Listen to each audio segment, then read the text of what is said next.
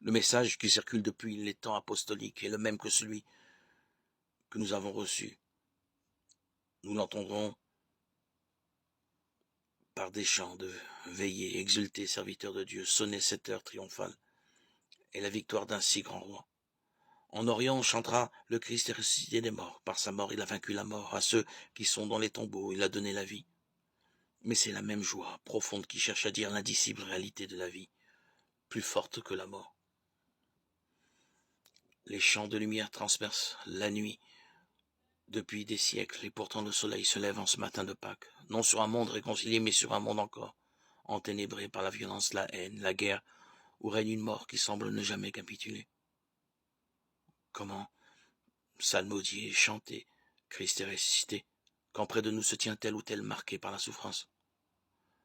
Comment tenir un chant de la vie, un chant de la compassion? C'est que la victoire du Christ inscrite dans l'histoire humaine est pour nous une victoire de la foi. La foi est une façon de posséder ce que l'on espère, un moyen de connaître des réalités qu'on ne voit pas, dit l'auteur de la lettre aux Hébreux 11:1. C'est par la foi que nous accédons à la Pâque, c'est par elle que nous sommes déjà entrés dans le monde de la résurrection. Les femmes, allant au tombeau de beau matin, cherchent le crucifié, mais il n'est pas ici, leur précise un ange. Il leur faut désormais découvrir la force du regard intérieur pour y rencontrer celui qui chemine sur chacun de nos chemins et rend notre cœur tout brûlant de sa présence.